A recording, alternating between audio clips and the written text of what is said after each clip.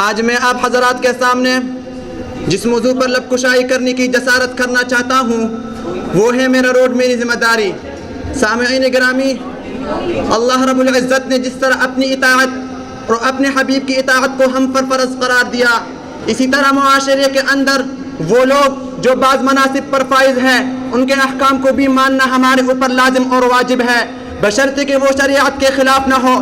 یہی وجہ ہے کہ ہمارے ہاں جو روڈ کے اشارات مقرر ہوئے ہیں ہمارے حفاظت کے لیے ہے، اور اپنی جان کی حفاظت کرنا اور احتیاط سے کام لینا ہمارے اوپر لازم اور واجب ہے، کیونکہ قرآن مجید میں رب کائنات فرماتے ہیں وَلَا تُلْقُوا بِأَيْدِيكُمْ إِلَى التَّهْلُكَةِ، یعنی تم اپنی جان کو ہلاکت میں نہ ڈالو۔ سامعین گرامی، آج کل جب ہمیں ٹریفک پولیس کہتے ہیں کہ بیٹا ہیلمٹ پہنا کرو، سیٹ بیلٹ باندھا کرو، تو ہم میں سے بعض نوجوان کہتے ہیں کہ نہیں، ہمارا یہ ایمان ہے کہ موت اپنی وقت پر آتی ہے۔ میں ان لوگوں سے ایک سوال کرنا چاہتا ہوں کہ کیا آپ کی ایمان آپ صلی اللہ علیہ وسلم کی ایمان سے زیادہ قوی ہو سکتا ہے؟ نہیں ہو سکتا ہے۔ تو پھر مجھے بتائیے کہ آپ صلی اللہ علیہ وسلم نے غزوہ حنین کے موقع پر جنگ کے دوران 2 ذرے کیوں پہنے تھے؟ کیا ان کو معلوم نہیں تھا کہ موت اپنی وقت پر آتی ہے؟ ہاں ان کو معلوم تھا کہ موت اپنی وقت پر آتی ہے، لیکن پھر بھی آپ صلی اللہ علیہ وسلم نے احتیاط کے طور پر 2 ذرے پہنے تھے، یہ بتانے کے لیے کہ احتیاط کرنا اور اپنی جان کی حفاظت کرنا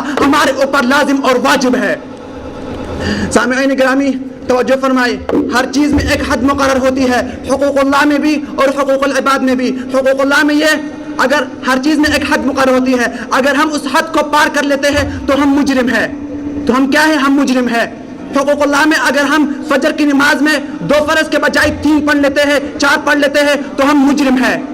اسی طرح حقوق العباد میں جب موٹر وے پر سپیڈ کی ایک حد مقرر ہوتی ہے، 120 کے سپیڈ سے آپ گاڑی چلا سکتے ہو، لیکن 120 کے سپیڈ سے آپ گاڑی زیادہ چلانے کی کوشش کرتے ہو تو آپ مجرم ہو۔ اس لیے ہمیں چاہیے کہ ٹریفک کی پولیس کے بنائے ہوئے قانون اپنے اوپر بوجھ نہ سمجھے، بلکہ یہ ہمارے حفاظت کے لیے ہے۔ وآخر دعوانا ان الحمد للہ رب العالمین۔